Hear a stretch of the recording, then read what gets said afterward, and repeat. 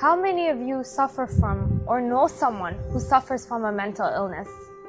Every 30 seconds, someone somewhere takes their own life because of depression. Yet, we don't see it on social media. We don't see it in the news. We don't talk about it with our friends. At least, not as much as we should.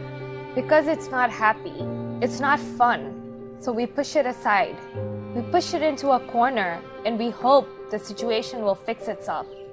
But the truth is, it doesn't. Ask an anxious, depressed, bipolar, or schizophrenic person to tell you how their illness affects the way they see their world. Because they will tell you it affects their every second of every day.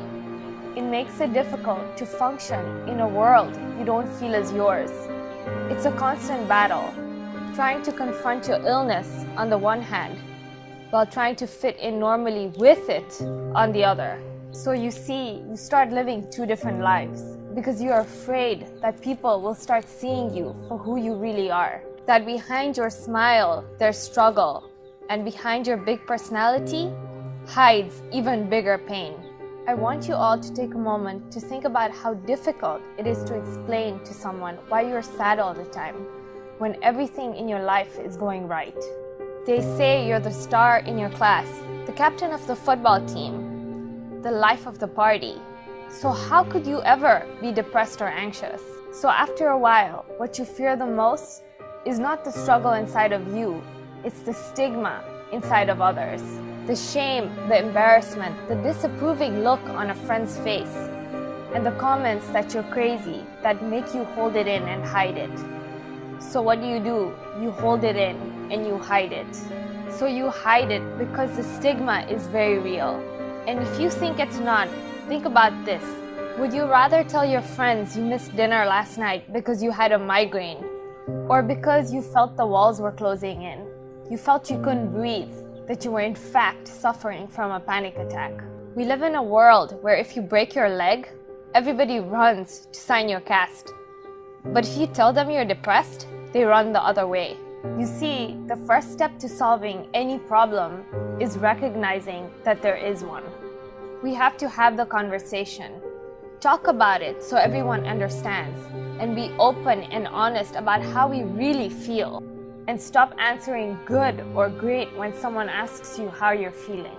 We need to have more compassion, to check ourselves when we blindly assume we know where someone's troubles are coming from. And for those who are suffering, know that you're not alone, because despite mental health issues, a man went on the moon, and a woman has sold a best-selling novel that has captured the hearts of millions around the world, and a painter has mesmerized the world with his masterpieces. Know that you're sick, not weak. Know that it's an issue, not an identity. And learn to love and accept yourself for who you are. Because we're people, and we suffer, and we fall, and we cry, and that's okay. Know that there is help, and it's okay to ask for it. And even in the face of such adversity, there is still hope.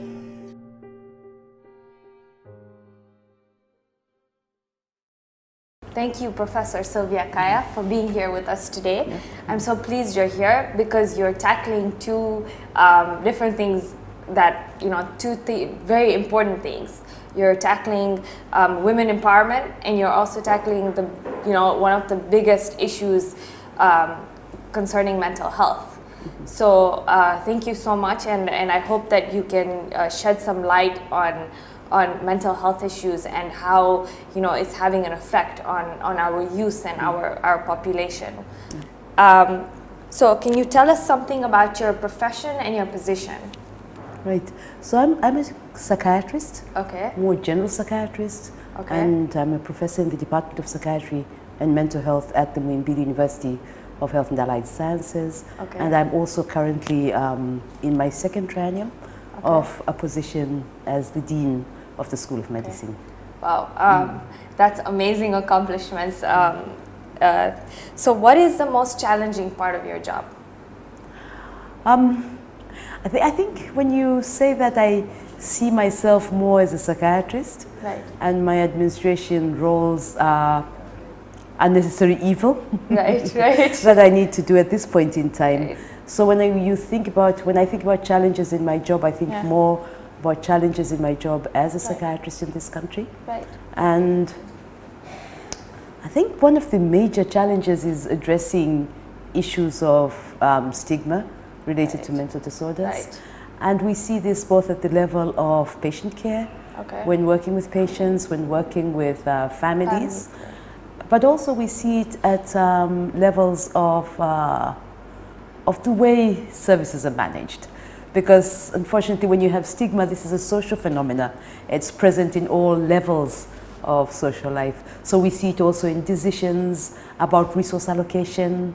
So while we have common mental disorders affecting up to 10 to 20% of persons in the community, and we see it affecting up to 30% of persons living with HIV, we do not see an equitable distribution of resources for dealing with these conditions. You said something so beautiful that struck me. You said that a nation, we should judge a nation by the way it treats its disabled. And it's so true, because I think that you know, just because it's something that you cannot see, or something that a wound that you cannot see in a person, these issues are sidelined, and mental health is sidelined. Now, thank God, there is a little bit more awareness, but still, it is. I believe that the amount it affects a population and the amount it affects people, it's not brought into light that much, you know. So can you define mental illness for us? I think the mental disorders can be defined as conditions that affect the way we feel, that is our mood, the way we think, but also the way we behave. Right. And they affect these areas at levels at which our functioning is impaired. And I think this is something that we often forget when we think about mental disorders, because functional impairment is obvious when you have the severe mental disorders. So when you have schizophrenia, bipolar disorders, the paranoid disorders, the degree of functional impairment is very obvious. But when you have the common mental disorders that happen more frequently and affect a wider range of the population, the functional impairment is not as visible. And that is detrimental, because when we look at human development and when you look at contributions to society, then these are people who probably could contribute a lot more if they actually had these conditions addressed. Okay, and so this is just so people can understand. People confuse psychologists and psychiatrists and counselors. So can you just shed a little bit of light on what the differences are? Right. So if we start with the counselors, I think counselors, it depends on what you're counseling about. Counselors are enablers. They're people who enable people, whether it is making decisions about career choices, whether it's making decisions about the organization, whether it is making decisions about individual concerns that a person might have. So counselors are at the root enablers. They empower people to be able to do things. I think when we come to psychologists are an arm or a complete separate field from psychiatrists. So they are people who sort of look at the work at a psychological level to actually deal with problems that individuals might have. But they can also work at an organizational level. So usually when you look at psychology training, there's a general psychology degree where one does almost everything, touches a little bit of everything. But then people can then do a specialization, and like with the program we have at Muhimbili in clinical psychology, where in this case the psychologist is dealing with abnormal psychology rather than normal psychology. So they're looking at things that have gone wrong in the way a person thinks, behaves, or feels, and they work with the individuals to find strategies that are non-medical to actually deal with these concerns. And in this way, they work very closely with psychiatrists. So there's situations where you find that we always believe that a pill is not the solution. And if you have a pill with something that enables you to understand and to overcome, then it is a more powerful approach towards cure or towards what we call recovery. than is just using a pill on its own. Yeah, because psychologists tend to work with behavioral therapy, right? And for the long term, I think that again, I don't have an ounce of knowledge compared to you, but I think that it's important to maybe have a mix of both. You know, you should not just be taking pills, but not, you know, changing, because you have to change your behavior as well if you're suffering from something, right? Yes. So, okay. So what are some common types of mental illness, you know, or mental health problems that people face? Well, we have a bunch of conditions that the World Health Organization has coined common mental disorders. And these are probably the most common of the mental disorders. And they include major depressive disorder, the anxiety disorders. There's a bunch of post-traumatic stress disorder, panic disorder, generalized anxiety disorder, all fall in this group. And then they also include the substance use disorders. And you see, I think that's so important, substance abuse, because people don't usually think that it is a mental disorder. People just think that you're getting drunk or you're doing drugs, so you're a drug addict and you're bad behavior. Bad behavior. Exactly. I think one of the things about, we call it a disorder because that's exactly what it is. It might start off as a person behaving in a certain way, but once a person gets addicted, there are changes that happen in the brain. Of course. And the continued use of the substance is no longer driven by desire for the substance, but is driven by need for the substance. If they don't take the substance, then the body does not function as well. Because the body has got used to a certain level of the substance. Which is why then when you stop, you go through the withdrawal as well, right? Because for a number of drugs, that is the case, Okay. So, you know, since mental illness does not really have any physical effects, if you're having a panic attack, everything, your body does respond in a physical way, but you know, you don't start bleeding out, or you don't start, you'll go to the doctor and they will not be able to tell you that you're actually having a physical outcome of the thing. So is it a real disease? That's a really interesting question. And I think it depends on what you mean when you say physical. Because physical, maybe you mean visible. Because there are also some physical conditions that are not visible. And increasingly, as people have understood, as research has understood mental disorders much more, we're really coming to a stage where we're thinking more of brain disorders than mental disorders. So there are conditions where the brain changes in one way or another. So there are physical changes in the brain. Patients with schizophrenia, for example, have been noted to have less brain mass and more and bigger spaces in the ventricles where we have fluids in the brain, suggesting that there's some loss of nervous tissue in the condition. Individuals with depression have noted to have physical changes in what we call the receptors on the nerves, and these are important for sending messages from one nerve to another. So there are actual physical changes that have occurred there. These physical changes might be because of some sort of assault on the brain, but they also might be genetic. There might be something that this person has inherited that has caused these changes. And I think when we think about the stigma, the sort of genetic basis becomes even more relevant, because in my experience, a lot of people don't accept that mental disorders are sort of real disorders because of that fear of what it means for the family lineage. What does it mean for my daughters? Will my daughters get married if I accept that my son has this particular illness? So there's a tendency, and I think also a lot of the mental disorders, particularly the severe mental disorders, they occur more commonly in early adulthood or late adolescence. And when they happen, it's interesting how a lot of families would prefer to think about, you're using cannabis, mabangi, that's why you're behaving like this, rather than accept that there might be a condition that has been genetically transmitted that this young person has. And also I think that, like you said, during those times in your life, so for example, you know, from the time you finish high school to maybe 25, 26, right?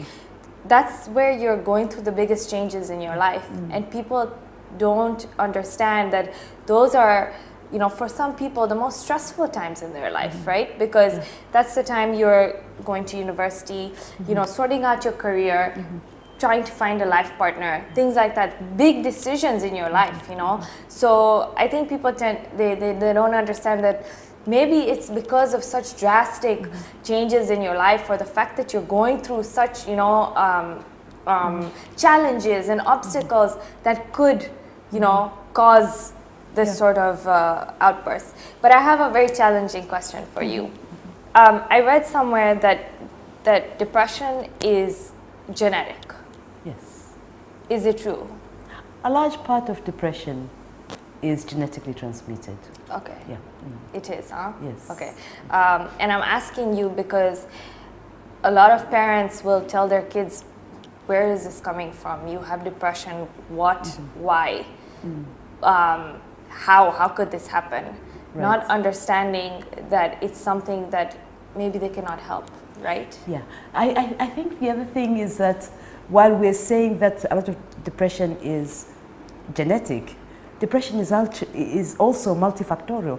Lots of things work together to result in a person becoming depressed. So someone might have the gene for depression but might never get depressed. Right. But some person might have it and will get depressed very quickly. So you find that there are a lot of things that when you talked about all the challenges in life, but what really prepares us for these challenges? Right. So we like to think of what we call internal resources and external resources. Right. So these are the things that buffer us and protect us from going into a breakdown and getting what we call a psychological decompensation, which then ends in illness. Right. And when we think about the internal resources, these are the things that are internalized from the time we are born and as we grow. So they're things, they're experiences that we have in life. Right. How does the family cope? That's how I learn how to cope. Yeah. So if there's a problem, there's a maladaptiveness in the coping at family level, then as I grow up, I will carry that with me. And that might cause me a problem in the future if I have that gene for the depression. Right. So you're saying it's a mix of things. Yes. So while it is genetic, it also has to do with maybe your upbringing, the way you solve problems, you know, and you know, the way that what you're surrounded by and the environment you're surrounded by. That's right. True. Okay. So who is more susceptible to mental illness? It depends which mental illness you're talking about. I think when you look at children and when you look at the behavioral disorders in children, boys tend to have much more of the externalizing behavioral disorder, so the temper tantrums, the opposition disorders, where they don't listen, the conduct disorders. These tend to be more prevalent in boys than in girls. Girls tend to have the more internalized sort of problems, so the anxiety disorders, the depressive disorders, so the emotional disorders tend to affect girls much more than boys. Are these discrete categories? Are these categories that make sense? This is what we have currently in the way we name conditions in psychiatry, and we go along and changing down the road. When we look at adults, we sort of get the same sort of difference with when you look into conditions such as depression, which we call, they're the quieter disorders. They're the more common and the quieter disorders. They're more prevalent in women than they are in men. And when we are looking at conditions such as substance use disorders, you find that they're much more common in men than in women. So part of what I said earlier about the way a person is brought up, what is the correct way to do things, sort of might also influence how distress shows itself.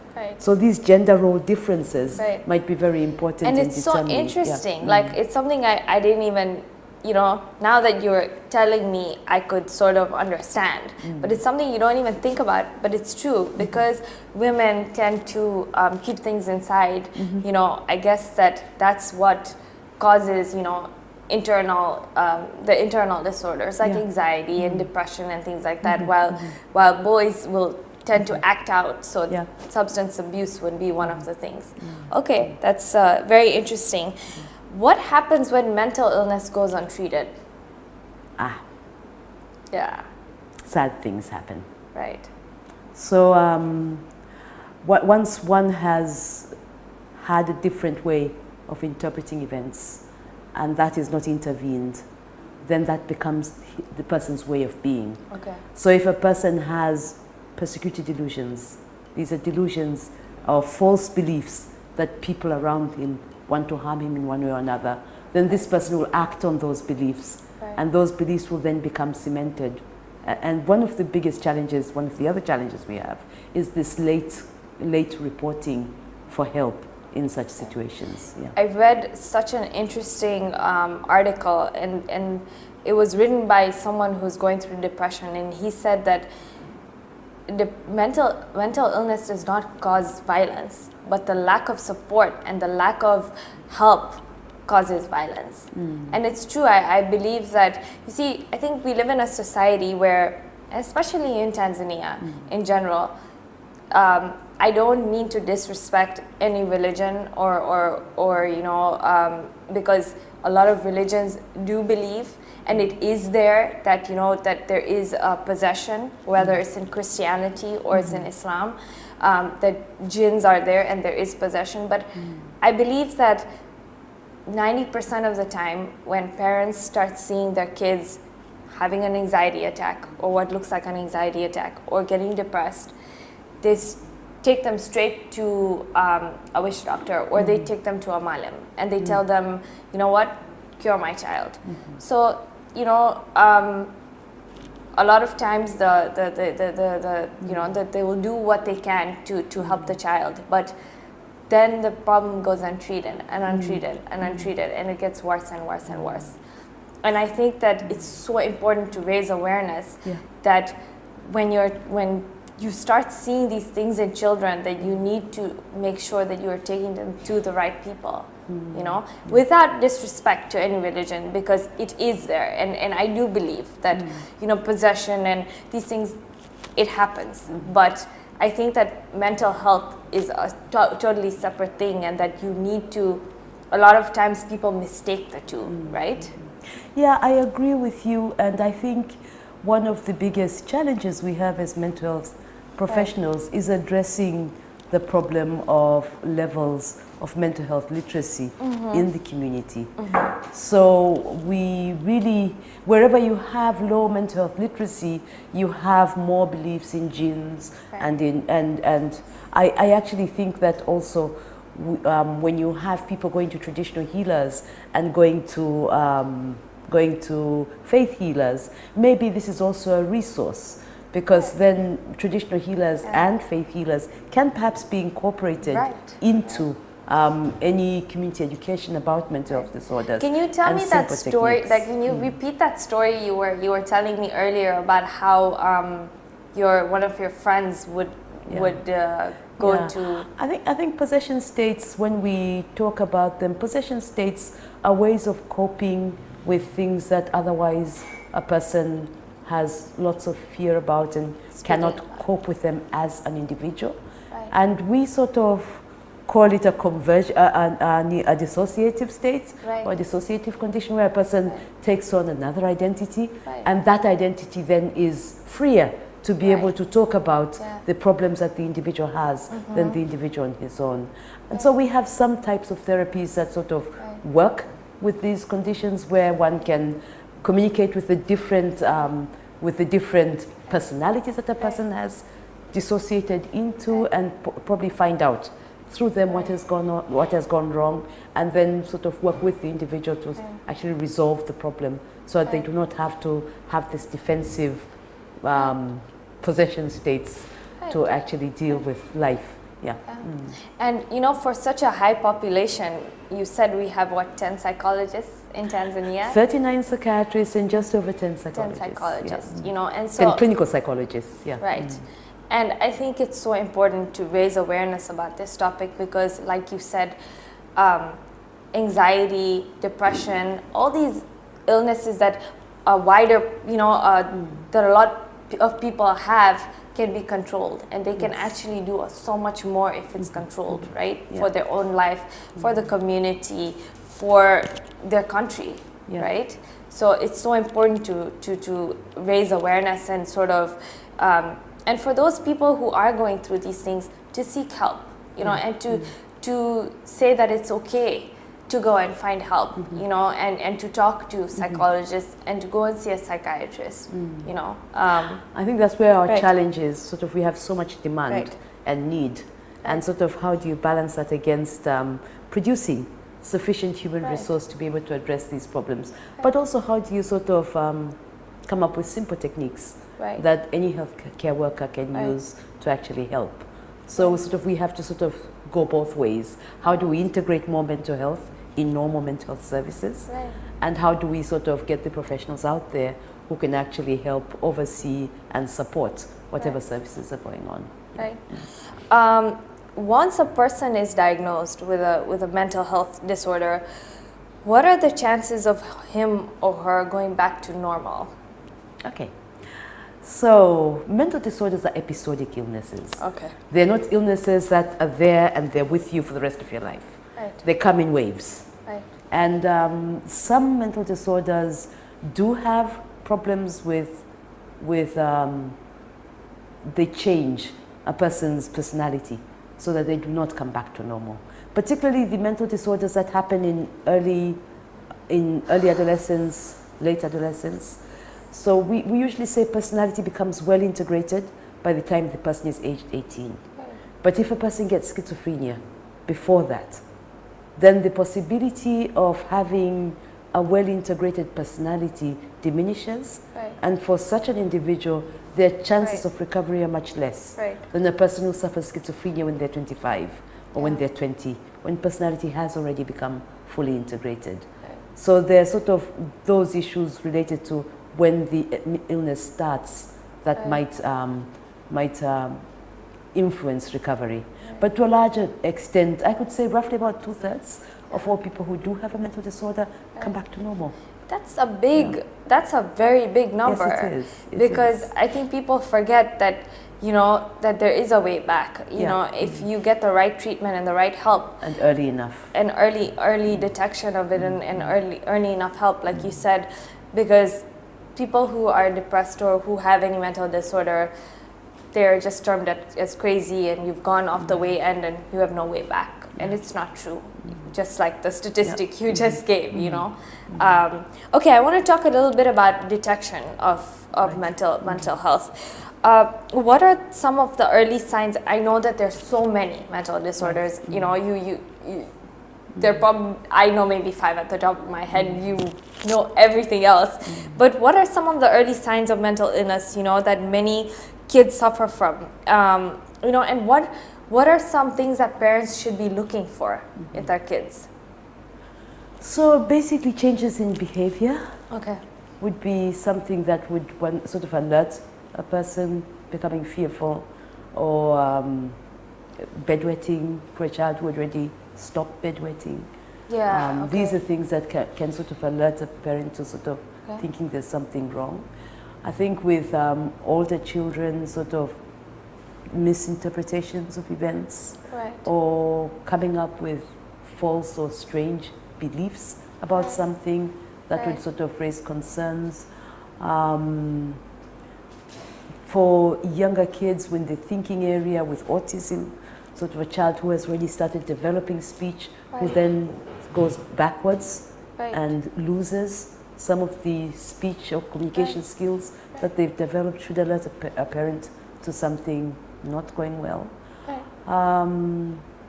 We've taught mood changes, so extreme temper tantrums, or just being oppositional, just not listening. And also, we actually had someone who said, my child's not listening, and they were taken to an ENT specialist. Oh my gosh. To give it oppositional problems. But also a child who has conduct difficulties. So sometimes personality develops in a deviant way. It doesn't develop the way it should develop.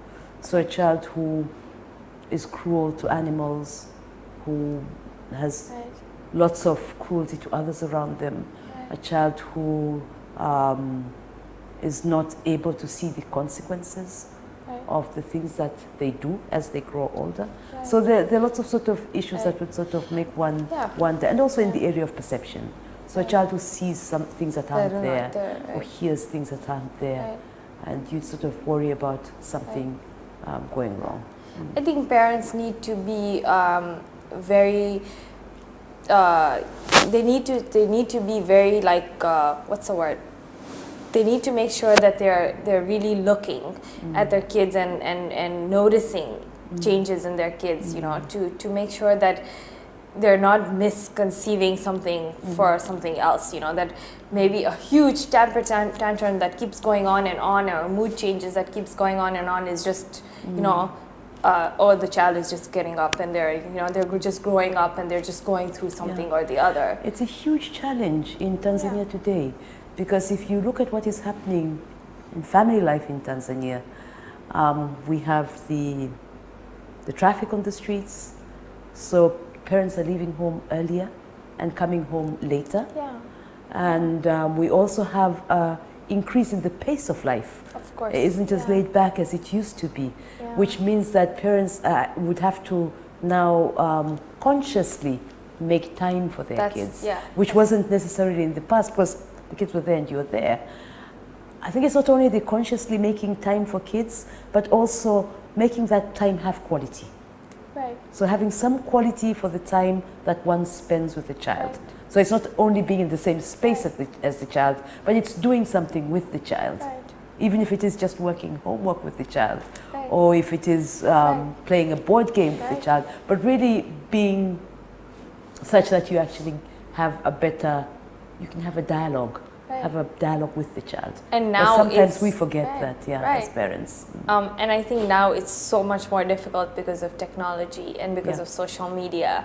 You know, and there's two ways to go about this, because I actually did a show on social media, and on the one hand you have parents who are so busy, and you see that, you know, they're either occupied with something, so and their child is either crying or making noise, and that's asking for attention, right? So they're like, here, take an iPad, take my iPhone, play your games, you know.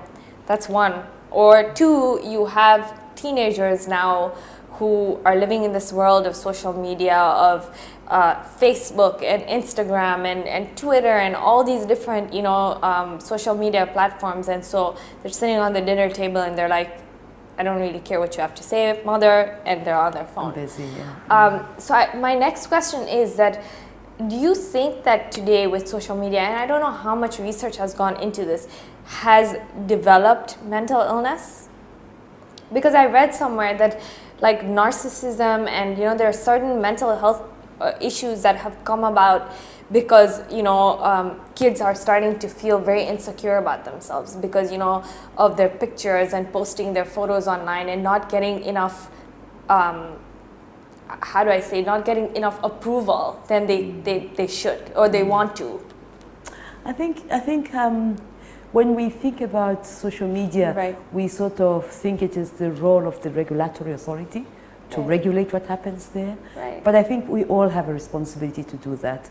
Social media is wonderful and can be used for great areas. A lot of our mental health, sort of self-help programs, we have apps for self-help programs for people with depression, people with anxiety disorders. So there's a positive aspect there for treatment in people with mental disorders. But I get what you're saying about children being fixed on social media. I think parents still have a huge responsibility on determining when the viewing times a child has, for how long, and does not use the TV or social media as a nanny for the child.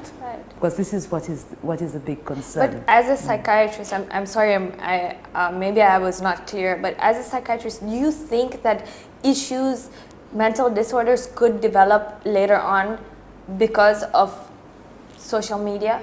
I think people who are at risk might who otherwise might not have developed a mental disorder, might do so because social media doesn't really help them with social skills. I said before, external resources, that is your social support network, is the buffer against mental disorders. But even if it is around you, if you can't access it, if you don't have the social skills to access it, then it's not of much help to you. So sometimes social media, because of its very nature, it does not really develop social skills. No. It doesn't help a person develop the social interaction skills that help a person pull around them a social support network. So in that way, I say, okay, maybe for someone who already has a vulnerability, social media might be bad. But we do know for things like violence, that social media does influence a person's threshold for violence. So a person, if a child plays a lot of violent games, then the risk that they will behave in a violent way later on is there. Right, and the reason why I'm touching on this subject is because, you know, just in the 6 years that I have grown up, social media has like exploded. Particularly in Tanzania. Exactly, you know, and it's just going to get, like, I cannot keep up with the number of social media platforms there are. You know, I speak to teenagers and they'll tell you, do you know there's this new, like, you know, there's this new app, you know, there's this new this thing or the other. So I know that it's gonna keep getting, and the bigger it gets, the more time of yours it consumes, and the more it gets, especially our teenagers, involved in it. So, you know, that's why I think it's very important to raise awareness, especially to parents, you know, to sort of have that control over your kids when it comes to social media, because like you said, with violence or maybe other mental disorders, it could lead to... And also bullying. I think cyberbullying is something that we're going to have on our horizon very soon, if it's not already there. Yes, I agree with you. Okay, can kids start developing psychiatric problems because of family issues, such as parents fighting or divorce? Parents drinking as well. So when we talk about internal resources, the internal buffers, what is it that makes a person have mastery over their lives? A person have the ability to be aware of who they are and what they're capable of. Depends on the upbringing. So what things are kids exposed to. So for domestic violence, this is something that it's a problem worldwide. It's all over the place.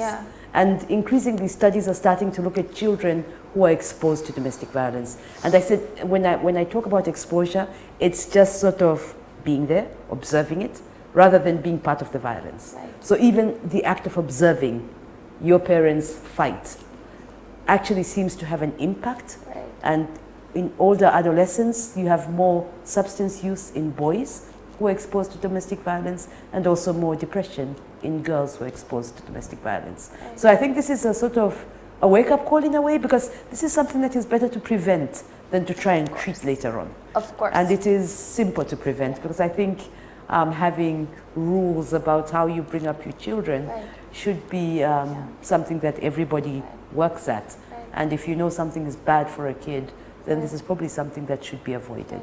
And I think you said something so interesting early on, that it starts with a pregnant woman and the fetus in a woman, that if you were saying that if the stress hormone is very high in a woman, maybe because she's fighting with her partner or because she has a lot of stress on her mind, it affects the child. And when you guys did studies later on, it causes depression, you know, in the child, right? So I said earlier on, much of the research that we do here is backdoor research. And the biggest backdoor that we've been going through is the HIV backdoor. And many of our studies show that women first of all, women who come from abusive relationships are more likely to screen HIV positive. And when you think about it, it makes logical sense, because that woman isn't able to negotiate for safety in her sexual relationship with a partner if it's a violent relationship. So that sort of is understandable in a way. But studies done elsewhere have also shown that women who are exposed to intimate partner violence, because this is a stress, it's a trauma. So post-traumatic stress disorder is not uncommon, and one of the complications of post-traumatic stress disorder is major depressive disorder. So our rates of intimate partner violence in Tanzania are high. They're between 30 to 40% of women will report at one time that they have been exposed to such violence from their partners. And we hear of the media stories about women who are killed by partners, so that's there as well. So the idea is, if you have a woman who's pregnant and depressed, our great concern is that we have certain hormones that are present in the system at times of chronic stress. And these hormones influence the way the brain of the infant develops. So they change the set point for tolerance of stress in the child, in the infant, in the growing infant.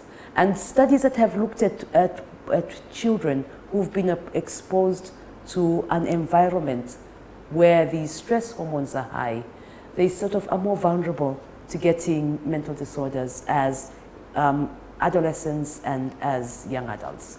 So when we think about it, I think it's an old wives' tale. It's an old wives' tale. When a pregnant woman gets upset, a grandmother would say, don't get upset, you'll harm the baby. And this is so true.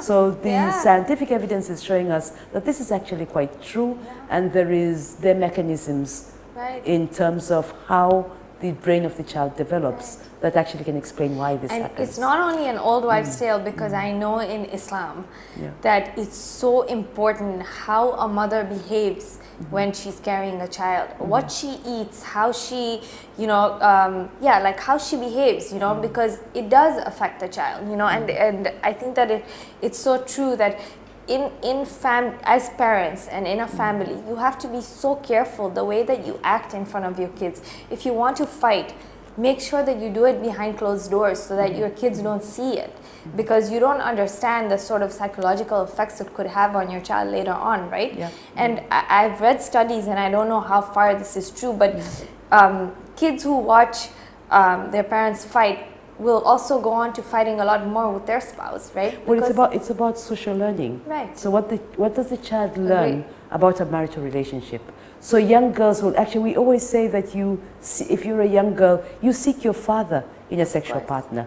So the young girl will identify someone like her father, and she will be submissive because she sort of assumes that it is normal to be that way in a relationship. And the same with the men. They will seek submissive women like they have seen in their mothers.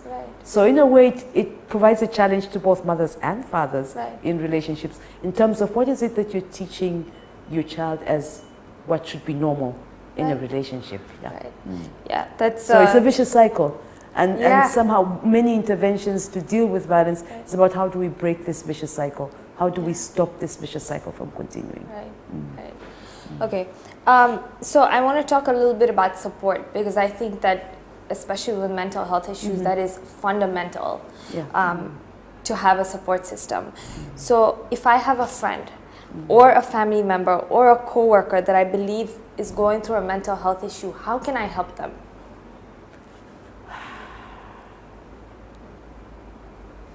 I think giving opportunity to talk, but also remembering that the person going through that issue carries the same stigma about mental disorders. So might be reticent about talking about it, might feel resentful about talking about it. And also we have to remember that when we live in this society with the stigma, we carry the stereotypes that go with the disorder. And so when we talk to a person with a problem, we have to be careful about how we're talking about it, so that we're not inadvertently showing the individuals that we're stigmatizing them because of the illness. So it's sort of getting the person to open up and talk about what's going on and supporting them to seek care.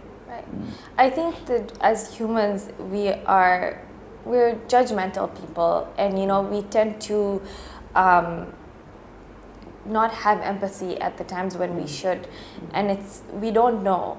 That this is the issue that I think that sometimes, especially when you're growing up or you're a teenager and you're in school and you're still young, as you grow up you mature, but when you're young and you see your friend acting out in a certain way, and you just you start saying nasty things or you start bullying, you don't know what that child is going through. You don't know what that friend of yours has experienced the night before. Either it's a massive panic attack, or the feeling that getting up in that morning to get out of bed has been like a mountain for that person. When for you it's like a joke. You get up, come downstairs, have your breakfast, and go to bed. I think we need to have a lot more empathy, and we need to really try to understand what the other person is going through and just be kinder. I think that's so important. I think also dialogue is really important, because one of the biggest supporters, one of the biggest issues behind stigma is not knowing. Right. It is the ignorance that makes us stigmatized. Right. So dialogue actually provides opportunity for people to have contact with people with similar problems and realize, okay, it's not a devil with horns. It could be me. So getting that dialogue going so that people sort of recognize what it is that we're talking about when we talk about mental disorders. And that's a vicious cycle as well. Because of stigma, people don't talk.